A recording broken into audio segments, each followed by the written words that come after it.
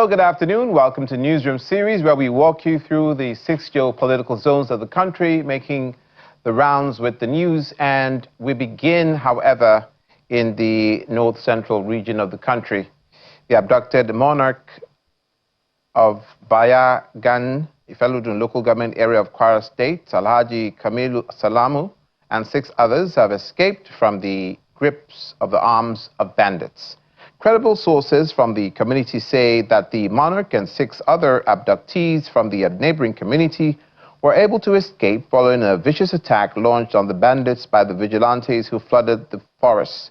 According to the sources, the vigilante team launched an attack on the bandits deep in the forest and engaged them in a fierce battle around the Eku-Edaji area close to Igbaja. Although the traditional ruler and the 6 other escapees are yet to arrive in the community, they made contact with members of the community who confirmed the incident. We are now.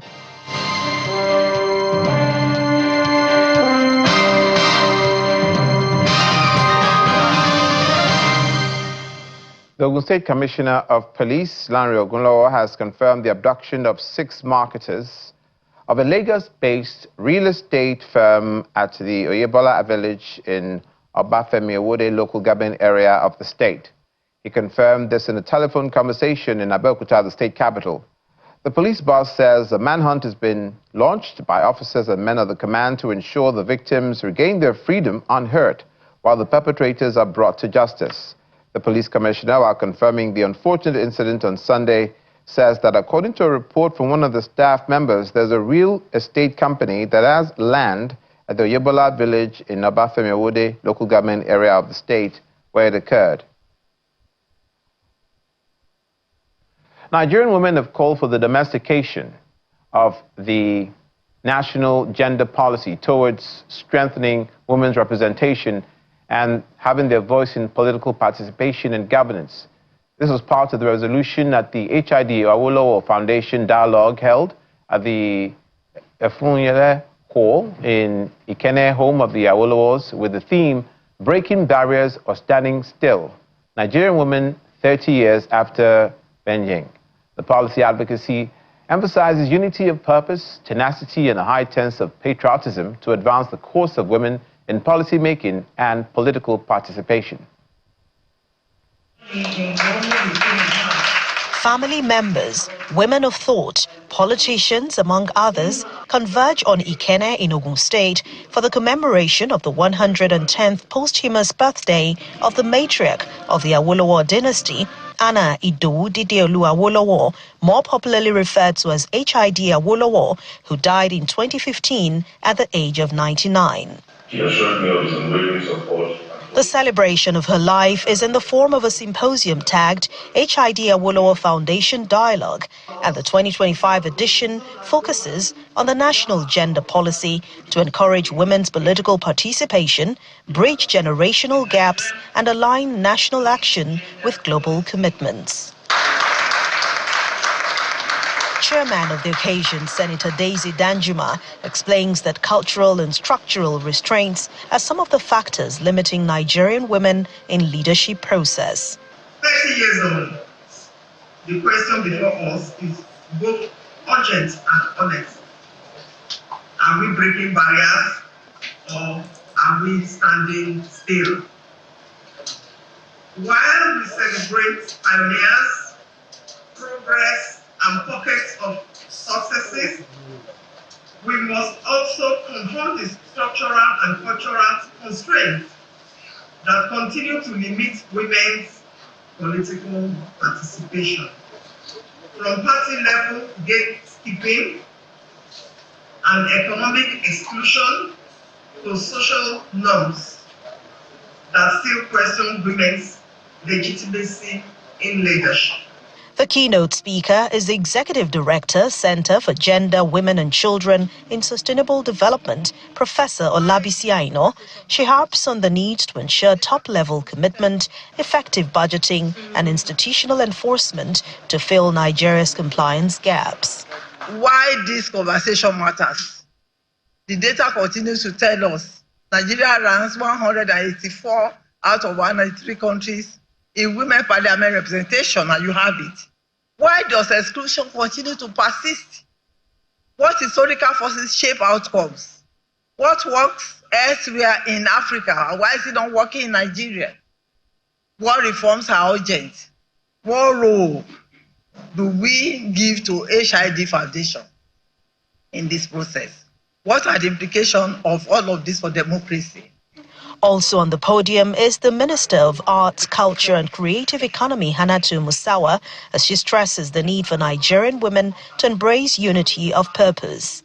We talk about how women can be powerful together, but when a woman stands strong and is ready to push on that glass ceiling, often it is another woman who is ready to bring her down. Our voice has got to be united. We have got to be one. Our voice has got to be loud, and we must be coordinated. Sisters, we have to be united as one. The forum ends with a call to Nigerian women, especially the next generation of aspiring women leaders, to embrace courage, be persistent, and be determined. All the women here and men who have come to support us, thank you. The Circular Road controversy appears to be abating as the Oyo State Governor, Mr. Seyi Makinde, in fulfillment of his promise, visited the Ologunere axis of the ongoing 110-kilometer Senator Rashidi Ladoja Circular Road project to engage with property owners affected by the project to meet with them. The governor at the engagement, which lasted hours, listened to representatives of the property owners, noting that his government would not fail the people of the state. He also declared that all issues relating to the setback and development corridor will be addressed before the expiration of his administration in 2027. Our correspondent, Bukola Ariwo, reports. The Oyo State Governor Seyi Makinde is meeting with homeowners and residents along the Circular Road corridor following a series of protests. Accompanied by members of his cabinet, he met with some leaders across some of the affected areas involved in the ongoing Circular Road construction, where they asked him to consider their appeal to reduce the intended setback. We come before you today with earnest concerns, trusting in your proven record as a leader who listens to the people and who stand firmly guided by fairness and justice. Our key concerns are requests. The original 75-meter left and right alignment, marked by installed pillars, was widely understood within our communities.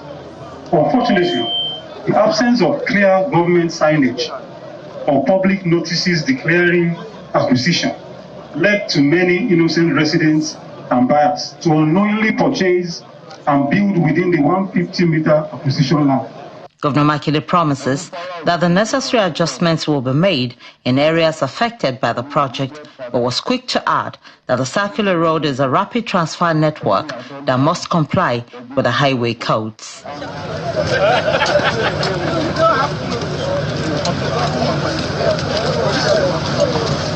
He also commended residents of the 38 communities affected by the project in this local government for cooperating with his government to address the issues. On my assessment, I think the project is going on well. We're hitting our target in terms of schedule and quality. So we're okay. Now to the protesters. It is our state. It is our city. We may disagree on certain things, but we have to sit down. Bring out all those things that you're not happy with. And we can explain from our own standpoint what we're trying to achieve for the development of our state. And we know that government development, you have to put human feelings into all of it. So there's no need to grandstand. We won't grandstand. We will get everybody, please come to the table and let us talk. We have the capacity to resolve whatever challenges that we have. A committee has been set up between the government representative and affected communities to fine-tune all issues within the shortest possible time. Bukola Oriowo, Channel Television News. The federal government is committed to strengthening the National Emergency Medical Services and ambulance system to improve early response, expand infection control capacity in surgical centers, and upgrade trauma units with essential consumables and modern imaging tools. He made the comment at the 48th Scientific Conference of the Nigerian Orthopedic Association, where he was represented by the Chief Medical Director, University College Hospital, Ibadan, Professor Abiodun Otegbayo. He charged participants to brainstorm on ways to reduce the burden of musculoskeletal infections. Ibadan, the Oyo State capital, holds some of the country's most respected orthopedic surgeons as the Nigerian Orthopedic Association held its 48th scientific conference. Experts seek to examine problems reshaping trauma care across Nigeria, especially musculoskeletal infections that are becoming harder to detect and far more complicated to treat. The Minister of Health, who was represented at the conference by the Chief Medical Director, University College Hospital, Professor Abiodun Otegbayo, laments the limited diagnostics facilities and escalating wave of antimicrobial resistance, which places Nigeria at a difficult intersection of treatment options. The Federal Ministry of Health and Social Welfare views the NOA as a strategic partner. Together, we must strengthen orthopedic and trauma care within the framework of the renewable agenda and national surgical obstetric anesthesia and nursing plan. We will continue to support improved training, research, and policy initiatives that enable Nigerian surgeons to deliver world-class care. Meanwhile, President of the Nigerian Orthopedic Association, Professor Sidney Ibianusi, underscores the importance of the conference and how it can help bridge noticeable gaps. Part of the challenges we also face is the issue of the resources we use to practice our art. Because of the pressure of the economy, access to implants and instruments has been a problem. So with that, we are looking inwards, trying to see how we can develop some of these instruments and hardware locally. So the association is working assiduously with the government agencies and other stakeholders toward developing the orthopedic implants and hardware. In his lecture on trauma care, an orthopedic surgeon and former CMD of UCH, Professor Temitope Alonga, explains how the growing resistance to most established treatment forms of trauma has made the push towards molecular imaging necessary. An open fracture is probably the commonest injury you see in most emergency department regarding trauma. And many of them, when they discharge against medical advice, they go to quacks who have not taken pain to actually do what we call a preemptive swab. Before you start antibiotics, you take a swab of the wound, both on the skin and the deep swab, and then you isolate the organism before you start treating them. And so we do have a lot of challenge with non-compliance with laid down protocols. There are 11 steps in managing open fractures. And if you do not follow them appropriately, the patient will end up with chronic osteomyelitis, which is a debilitating infection and sometimes can lead to deformities. As part of efforts to support the cause, the Oyo State government made a commitment towards providing and sustaining quality healthcare system in the state, expressing optimism that the outcome of the conference will further reshape the medical landscape in the state and the nation. The Lagos State government, through the Lagos State Primary Healthcare Board, has received a healthcare waste incinerator donated by the United Nations Children's Fund, UNICEF.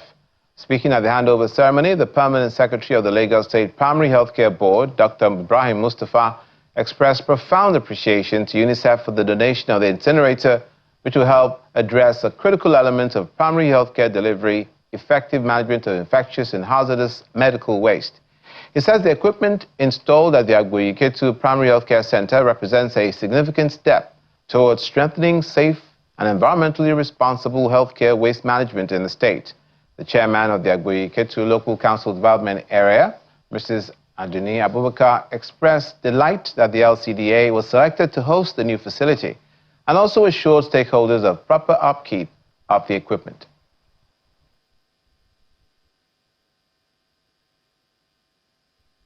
I want to reaffirm our resolve to protect, I want us to reaffirm our resolve to protect public health, preserve our environment, uphold the high standards of care within our primary health care system.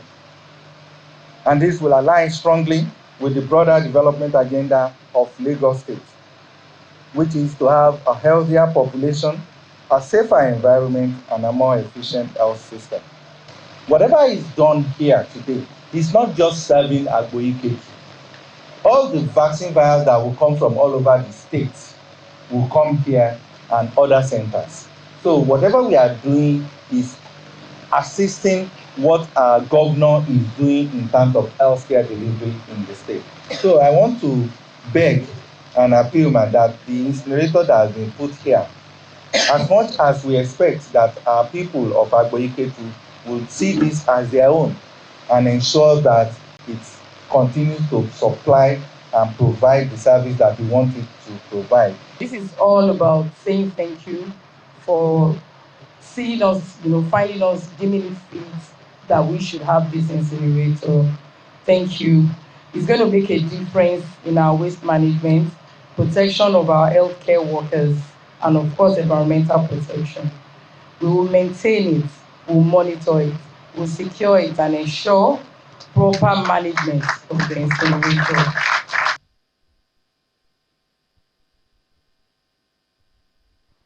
The Lagos State government has taken a major step towards combating micronutrient deficiency with the launch of the new fortified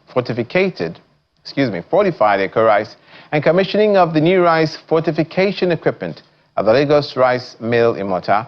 Speaking at the event, Mr. Oluwarotimi Fashola, the Special Advisor to the Governor on Agriculture and Food Systems, says that the initiative marks a significant milestone in the drive to enhance food and nutrition security. Our correspondent, Titi Aberewo, reports.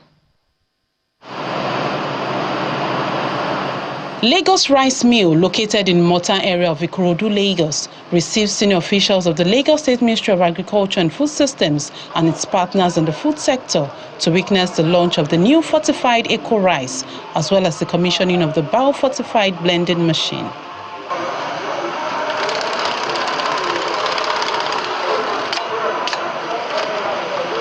Lagos State government has taken another bold step towards tackling growing macronutrient deficiencies with the production of the fortified eco rice about to hit the markets. The State Special Advisor on Agriculture and Food Systems, Mr. Oluwarotimi Fashola, who is in charge of the rice mill, says the new fortified eco rice has positioned Lagos as the first state in the south to improve nutritional quality of food in Nigeria. In our continuous effort to improve, I'm pleased to announce that our mill has been optimized to produce high-quality fortified rice. This achievement positions us among the very few rice mills in Nigeria with the capacity to fortify rice with essential micronutrients such as iron, zinc, folic acid, and the vitamins. We have vitamins like vitamin B1, B3, B6 and B12. Representatives of the State Ministry of Health as well as the National Agency for Food and Drug Administration and Control gives assurance of ensuring widespread of the fortified eco rice across the states. We will work alongside with you to make sure this gets to all our primary health board, to make sure this is always what we speak about. We will enjoy everyone to cooperate together in making sure that our food is being fortified, enriched, and good for our health. When you go out there to the market to buy rice, there is only one brand of rice that you should look out for. Look out for the Eco Rice brand, the fortified rice, the classic rice, and of course the Eco Rice itself. These are top quality products that you can consume, for your health and well-being. Moving back into the eco rice production area, the Special Advisor on Agriculture and Food Systems explained the uniqueness in the 3 different brands of eco rice. Eco Rice, which is our flagship, which is our brand, is wholly Nigeria. The paddy is grown in Nigeria, the farmers are Nigerians, and the process is in Nigeria. And that's what makes it our flagship. So everything about Eco Rice is farm fresh, is straight from the field to the mill and to the consumers. Now, Eco Classic Rice has a bit of a uniqueness and a bit of a difference because Eco Classic rice was type parboiled. So we had a brown rice to Nigeria, and where the process, the end process, is done here, and that's what makes Classic unique. The fortified Eco rice, on the other hand, again, it's wholly Nigeria with an added fortification. Right now, we have a bit of low mineral nutrients in our diets. And especially in the juniors, in the children, our children and young adults. And the meal that can be used to propagate nutritional improvement to this class of people is rice. And that's why we're fortifying Eco rice with the vitamins and with minerals. Other partners, including the World Food Programme, applaud the Lagos State government for the latest rice production. The prevalence of micronutrient deficiencies is very high, not only in Lagos, but in the whole of Nigeria. So what we are aiming to do is to address the high prevalence of micronutrient deficiencies, because we believe that the fortified rice has enough micronutrients to help us to address those issues. Our own part of the work stream of the consortium is to support the route to market strategy, to make sure that at the end of the day, it's not just for vulnerable people, it's for Nigerians. We're commissioning this entire plan to the glory of God and the benefits of mankind.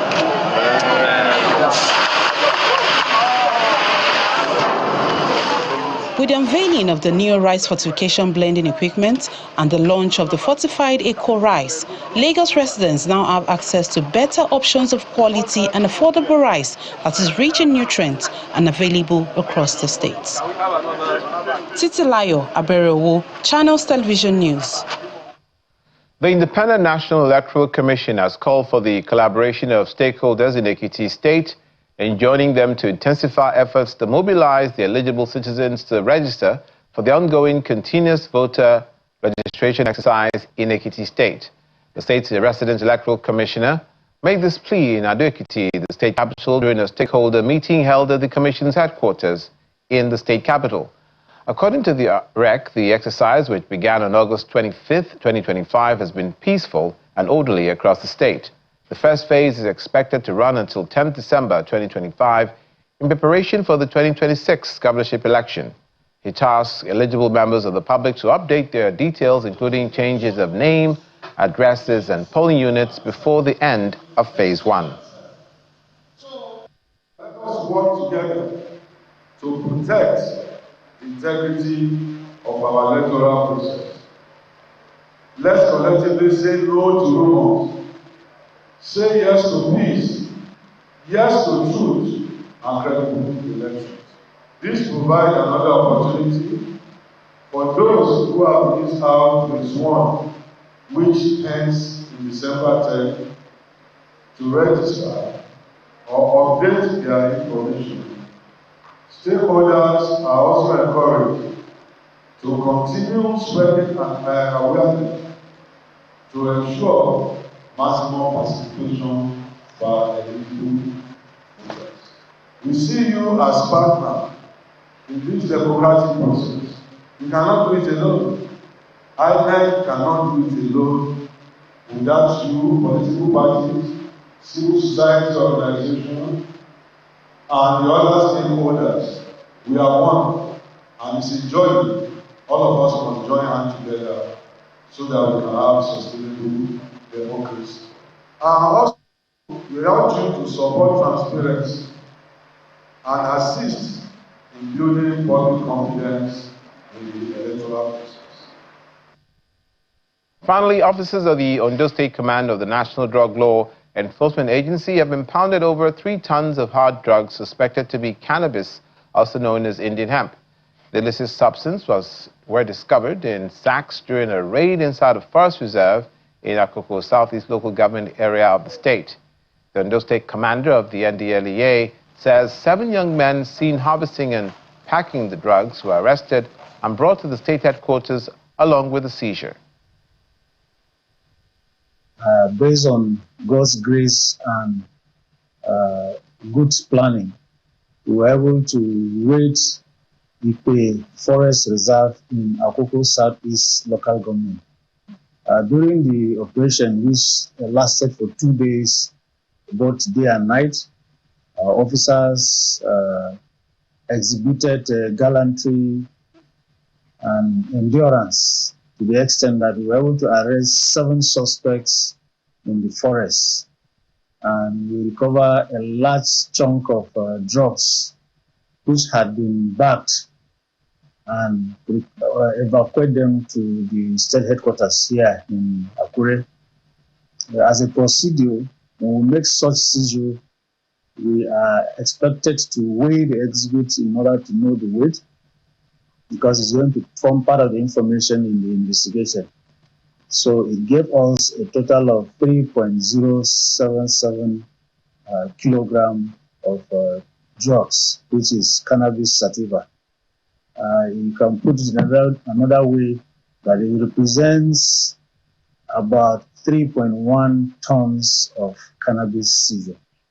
Presently, the suspects are under investigation and they are cooperating, and we hope that the ring that is behind this cultivation of cannabis in Ondo State, and especially this arrest, are going to be brought to book. And that's it on Newsroom series today. Thank you for watching. I'm Olumide Mukoyi.